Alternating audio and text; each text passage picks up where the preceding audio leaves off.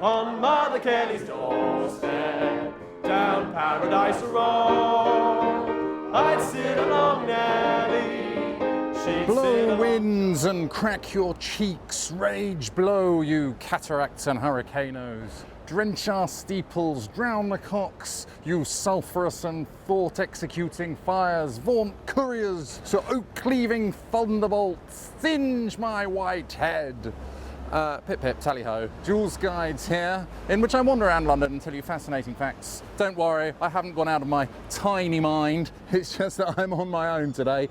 So I thought I'd talk about weather vanes, and speaking of drenching the steeples and drowning the cocks, this weather vane in front of me at All Hallows by the Tower Church has got a cock on top of it. Now, weather vanes are thought to have originated in China around the 2nd century BC, but Pope Gregory I decided that a good shape for weather vanes to be would be a cockerel, because St. Peter denied Christ 3 times before the cock crowed twice. And then Pope Nicholas decided that all churches should have a weather vane on top, which is why you can see a beautiful cockerel on top of this weather vane here at All Hallows by the Tower. Now, Church of All Hallows by the Tower, incidentally, does not have the heart of Richard the Lionheart buried under it, despite what I say in another video. But it is true that Samuel Pepys climbed this tower and witnessed the sight of most terrible desolation during the Great Fire of London, 1666, and then he climbed straight back down again because he was quite scared. I don't blame him, actually. But Admiral William Penn, after whom Pennsylvania is named, he actually saved the church by blowing up all the buildings around it, preventing the fire from spreading. She got a little hole in her frock, a hole in her shoe, a hole in her sock where the toe peeked through. Now, there's lots of very beautiful weather vanes all over London, and one of my favourite ones is here opposite the Tower of London at the Lloyd's Register of Shipping. This was actually founded by Edward Lloyd, originally over in Lloyd's Coffee House, where he was the owner, and he used to circulate bits of knowledge he had picked up all about shipping, and you could insure against slaves, slave ships, perils at sea, and it had something to do with aiming to enhance the safety of ships and critical infrastructure, whatever that means. On Mother Kelly's doorstep, I'm wondering now if little girl Nelly. This is a beautiful one, actually, the Billingsgate fish market, hence the fish on top, and you get a good view of it from London Bridge over there. It was originally the port of London till 1699, since when it's been a fish market, and it was converted into offices, I think in the 80s, by Richard Rogers, who was a friend of my mum's. Chaucer, he of the Canterbury Tales fame, who you probably had to read at school, he used to work next door as a controller of customs at Wool Quay, I think it was called. A levy was first placed on wool by King Edward I, Edward Longshanks, the guy from Mel Gibson Braveheart, and it was a kind of precursor to today's customs, I suppose. I've been inside here, actually. I actually met Johnny Depp inside here. They do film sort of after parties and stuff like that. There was also a scene from Fast and Furious 6 when they come to London. I think they try and buy a car here. But yeah, I was a ghost or ghoul in the after party for Pirates of the Caribbean. And Keira Knightley was there as well, but she was much more friendly. Johnny Depp was behind a wall of security, understandably. But Keira Knightley, she was less famous in those days, so she just sort of hung out with the rest of us normal people and danced. She was quite cool, actually. I liked her. And does she love me like she used to on Mother Kelly's doorstep? Nice beaver. A good day to check out weather vanes today. It's so windy, and at 64 Bishopsgate from the 1660s was the Hudson's Bay Company headquarters, and they dealt in fur, and actually beaver fur was very popular for making top hats, which is why they've got that lovely beaver on top. I think they ended up moving to Canada in the 1970s because of the harsh taxes. Now this one round the corner on... Hello, you. Hello. You're the guy from the YouTube video. Yes, I am, yes. We watch you all the time. Thanks very much. Well, your opportunity to help me out now is that, can you film me? Yeah. Luckily, I keep getting recognised all over the place, so this, excellent. Now, what's your name? What's your name? My name's Paul. Paul? Yeah. Paul, excellent. Well, anyway, so Paul, I was just telling the good viewers about around the corner from Bishopsgate, here on Cornhill, is the church of St. Peter upon Cornhill. And the reason why it's got that sort of square thing, that's supposed to be a key. And that represents the keys to the kingdom of heaven, as if you cared. But I bet you didn't know that. I mean, that's a key weathervane, that is. The keys to the kingdom of heaven, which were supposedly given to St. Peter. And that is all I have to say upon the matter. So it's easy to miss that church, really, because it's all tucked away behind the buildings there. By the light of the silvery moon, I want to spoon. People often say to me, Joolzy, oh Joolzy, just why is there a grasshopper on top of the Royal Exchange here by Bank Station? Well, actually, it's because Sir Thomas Gresham, back in 1565, he was a wealthy merchant, and he decided to build this place so that merchants had a place to come and conduct their business and exchange goods. And he gave this to the people in exchange for a lifetime's share of its profits. It was either Sir Thomas Gresham or one of his ancestors, Roger Gresham, I think, who was actually abandoned as a child in a cornfield. An old lady found him only because there was a grasshopper chirping nearby. And that's why it became a family emblem. And they put one on top of the Royal Exchange here. And this fella behind me, up on his horse, is the Duke of Wellington, and they say that that statue was actually built out of the melted down cannons captured at the Battle of Waterloo. I don't know if that's necessarily true, but I like to say it. We'll be calling soon by the silvery moon. Yes, behind me is the church of St. Lawrence Jewry, and in 258 AD, St. Lawrence was barbecued on a gridiron. They really killed these saints in some pretty horrible way. Wasn't St. Bartholomew like flayed alive? Anyway, St. Lawrence was barbecued on a gridiron. A nice way to go. Apparently he was heard to have said, "I'm done on this side, can you flip me over please?" And that's why the weathervane is shaped like a gridiron. And the name of it is St. Lawrence Jewry, because before the Fire of London there were about 150 churches in London. There were quite a lot of St. Lawrences, so Jewry was in order to distinguish it from the other churches in the area, and this area was kind of a Jewish ghetto. They arrived, I think, at the time of William the Conqueror, but then they got booted out by King Edward I. Edward Longshanks, he wasn't a very nice fellow, that King Edward I. On Moonlight Bay. Quite often when you walk around London, you'll see these dragons dotted all over the place, and they usually denote the entry into the old city of London as defined by the Romans, because the dragon is the emblem of the city of London, and that's why there's this rather splendid dragon on top of the St. Mary Le Bow Church, just behind me. It's quite hard to believe from here, but the weathervane is actually 9 feet long. It was made in like the 1600s. I believe it cost about 30 quid or something. I might have to let vintage Joolz take over because it's really windy now. This is St. Mary Le Bow Church. It's one of the famous Cockney churches of London, or whatever you call them. Do you know the song, Oranges and Lemons? Yeah, I sing it all the time. Oranges and lemons, say the bells of St. Clement.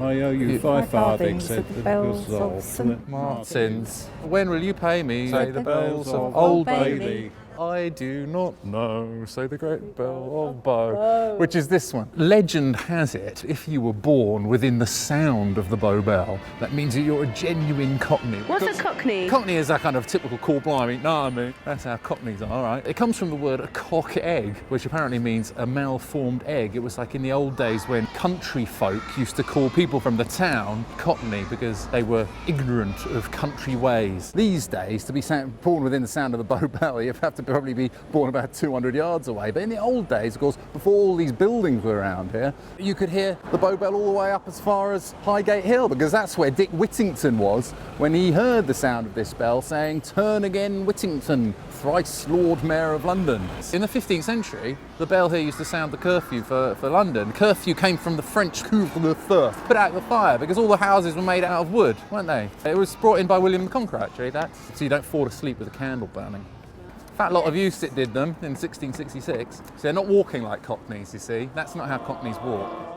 Now don't go away, as we sang love's old sweet song on Moonlight Bay. Nearly there. some churches have weather vanes which represent certain patron saints. So St. Nick's, for example, behind me, has a ship on top, which is rather splendid, I think. And St. Nick was the patron saint of travellers at sea, I believe. But what's nice about this church is there's actually a really nice cafe inside, and it brings back memories of the time when I used to work selling the world's smallest kites on the Millennium Bridge just around the corner. Strictly speaking, I still am a kite salesman, and I do have quite a lot of them, and I am a certified peddler under the 1871 Peddlers Act. Don't forget to watch my video, My Evil Trade of Peddler's Life.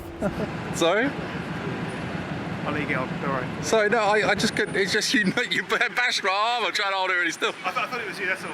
What? I thought it was you, that's all. What?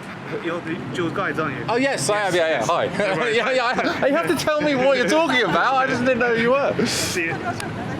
See you later, yeah? Nice Take one, care. thanks. And my shadow are strolling round the avenue. I must say, I really love Charterhouse Square. It's got all the different types of architecture. We've got this wall, which is like medieval, and that gate, and then over there we've got a Tudor building from the time of Queen Elizabeth I, and over there we've got Georgian buildings, and over there we have got that sort of Art Deco block of flats where they filmed a lot of Poirot, actually. I believe that's where Poirot lived, Agatha Christie's Poirot. And and over there we've got some ugly 20th century load of rubbish. But anyway, if you look on top of the weather vane here, you'll see a little black dog, and he is a Talbot, which no longer exists actually, but you see Talbots dotted all over the Charterhouse. Don't forget to watch my other incredible video about Charterhouse in which I go inside. In 1611, a commoner like you and I think you're a commoner, I'm certainly very common. Dare you? Thomas Sutton, who was the richest man in England, bought the Charterhouse with a view to housing a school for poor boys and a charity house for elderly men who'd fallen on hard times. And for over 400 years, Thomas Sutton's charity has resided in the Charterhouse. It's extinct, but it was a popular dog at the time and is connected with the Sutton family. And if you come and look round, you will see lots of Talbots carved in stone, in wood, and you can buy one in the shop. And so that's why you can see us up there on the weather vane, along with his coat of arms. But yes, I think you're going to have to come down here and see the place because it is most interesting. And before the party's played out, they will fetch the fire brigade out to the latest opera scene you ever saw. Now, just off Smithfield is the Rookery Hotel, and you can tell from these beautiful cows just on the outside going up the wall, because Smithfield Market is the oldest meat market in London. It's actually been a meat market since about the 10th century or so, when people used to bring their cows up Cowcross Street and cross over the River Fleet. But rather sadly, they're closing it down. They're going to turn it into the Museum of London, which hopefully should be pretty good. Anyway, luckily I have preserved it in posterity for all my viewers in my amazing video about Clerkenwell, so don't forget to watch that one. But yeah, it's rather lovely that they've retained the weather vane on top. There's a memory of when this place was a meat market, because who knows, in 100 years' time or so, no one will really remember. And the Joolz guides of the 22nd century will probably be walking down here making videos and thinking, gosh, I wonder why there's a bull or a cow on top of that weather vane. Because there was once a meat market here, which shall be no more. Isn't it so interesting about London? Oh yes, London this, London that. Let the people sing, sing like anything, any sort of song they choose. Let the people... What could possibly be more English than a game of cricket? Jolly good in this splendid weather for it, don't you think? Lord's Cricket Ground here in St John's Wood is actually the home of cricket. Basically, the rules of cricket are simple, aren't they, lads?